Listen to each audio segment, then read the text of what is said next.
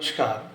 क्या आपने सोचा है कभी कि शादी ब्याह में पंडित की ज़रूरत क्यों पड़ती है? चलिए आज इसी पर बात करते हैं, क्यों शादी ब्याह में पंडित की ज़रूरत पड़ती है। तो आपको बता दूं,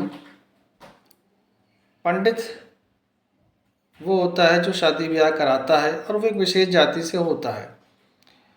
इन पंडितों ने एक दिमाग में भ्रांतियाँ फैला दी सबके कि शादी ब्याह में संस्कृत बोलना ज़रूरी है, संस्कृत में शादी ब्याह करना ज़रूरी है। अब ये सबके दिमाग में बैठ गया है कि शादी ब्याह तो भाई संस्कृत में ही होता है, जो भी उसके बोलचाल है वो संस्कृत में होती है। अब संस्कृत केवल जानते हैं पंडित जी, दूसरे जानते नहीं हैं। और जो स्कूल में पढ़ भी लेते हैं तो वो संस्कृत का वाचन तो कर सकते हैं, किंतु शादी ब्याह में जो संस्कृत बोली जाती है उसके क्या अर्थ हैं, कब कैसी पूजा करनी है, ये तरीका उनको नहीं पता है।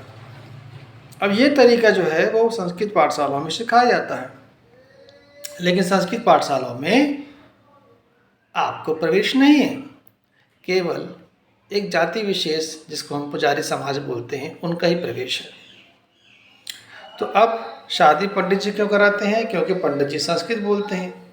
आप संस्कृत क्यों नहीं बोल सकते हैं? क्योंकि आपको संस्कृत पाठशाला प्रवेश नहीं मिलता है।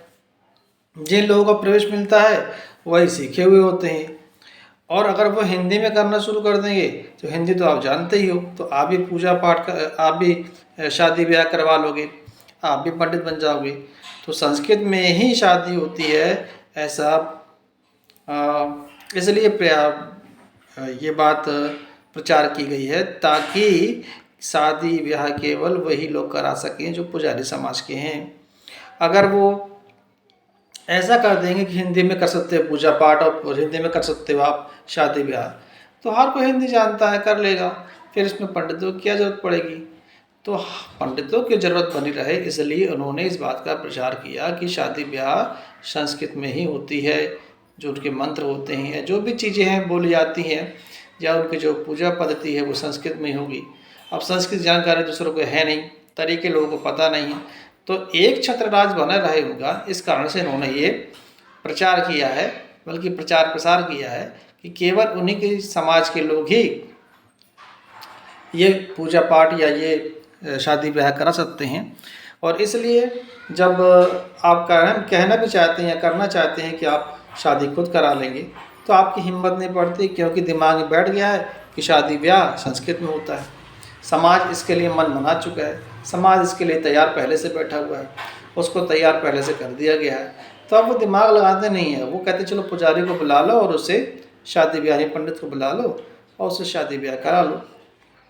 तो अगर आप भी शादी ब्याह करवाना चाहते हैं, अर्थात पंडित बनना चाहते हैं, तो आप हिंदी में शुरू कर दीजिए।